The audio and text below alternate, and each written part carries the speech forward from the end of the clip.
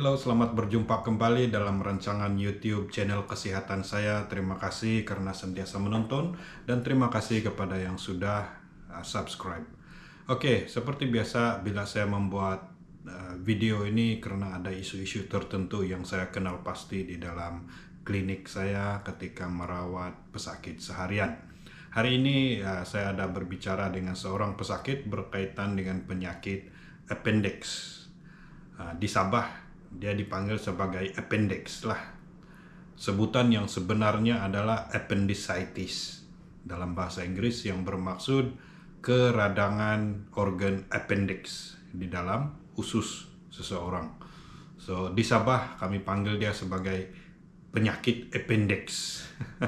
Appendix itu sebenarnya nama organ dia. Nah, bila dipanggil penyakit appendix, maksud orang Sabah itu selalunya appendicitis lah ataupun radang organ appendix. Oke, apakah appendix ataupun appendicitis ini? Penyakit appendix atau appendicitis adalah suatu keadaan di mana organ di dalam badan manusia yang dipanggil appendix itu mengalami radang ataupun inflamasi ataupun dengan bahasa yang simpel dipanggil sebagai ada jangkitan kuman di appendix dia. Jadi bila ada jangkitan kuman di appendix itu, maka jadilah penyakit appendix. Dan bagaimana kita tahu bahwa kita kena penyakit appendix ini? Kita tahu kita kena penyakit appendix karena ada sakit perut. Dan sakit perut itu selalunya berlaku di sebelah kanan bawah perut, dekat dengan pangkal paha sebelah kanan. Mari saya tunjukkan. Sakit appendix selalunya menyerang di sebelah kanan. Sebelah sini, di bawah perut sebelah kanan, berhampiran dengan pangkal paha sebelah kanan. Nah, tempat yang saya pegang ini, di mana jari saya menyentuh, disitulah sakit yang dialami bila seseorang itu mengalami appendicitis ataupun radang appendix. Oke, dan sakit itu selalunya dia bermula perlahan-lahan dan bertambah teruk perlahan-lahan juga.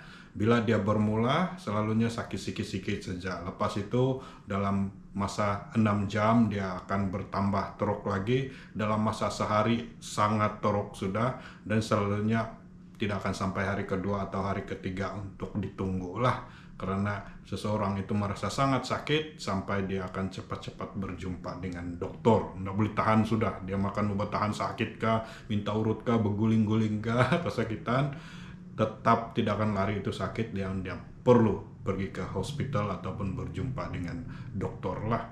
So, selalunya dia bermula dengan sakit yang sikit-sikit saja di sebelah kanan, lepas itu pelan-pelan bertambah sakit, 6 jam selalunya terlampau sakit sudah, 12 jam mungkin dia mau pingsan sudah kesakitan. Kalau 1 hari dia tahan itu mungkin kita bilang agak bahaya sudah. So, selalunya pesakit akan jumpa dokter sekitar 12 hingga 24 jam selepas sakit itu bermula. Kalau sakit begitu selalunya appendix lah itu. Dan kamu boleh pergi terus ke hospital berdekatan, ke kecemasan berdekatan, ataupun jumpa dokter dulu di klinik-klinik mana, dan mungkin dokter itu akan periksa dan kasih confirm, lepas itu dia akan rujuk juga pergi hospital. Jadi kalau kamu betul-betul confident kamu kena ini appendix atau appendicitis, bagus pergi hospital terus, pergi di jabatan kecemasan, daripada sibuk-sibuk lagi berbaris menunggu dokter di klinik swasta atau di klinik kesehatan biasa. Oke, apakah puncak-puncak appendix ini atau appendicitis ini? Puncaknya bukanlah disebabkan oleh kuat makan lada, selalu lompat-lompat selepas makan, selalu berlari sini sana selepas makan. Inilah mitos-mitos yang kita dengar dari orang di luar sana berkaitan dengan appendix. Oke, penyakit appendix ini tidak ada kena-mengena dengan orang yang kuat makan lada, tersumbat biji lada dalam perut, dalam usus, tiada kena-mengena di situ. bukan juga disebabkan orang yang lompat-lompat selepas makan ataupun pergi berlari sini, berlari sana selepas makan. Walaupun tabiat itu tidak bagus lompat-lompat, berlari-lari selepas makan, memang kita mau supaya orang berehat dulu beberapa menit, 30 menit kah selepas makan sebelum mulai buat kerja atau exercise atau berlari, melompat dan sebagainya. Tetapi bukan itulah puncak appendix, oke? Kalau itulah puncak appendix, banyak orang boleh kena appendix karena ialah budak-budak lepas makan terus lompat berlari, mana kita boleh halang dia orang kan? Bukan itu puncaknya.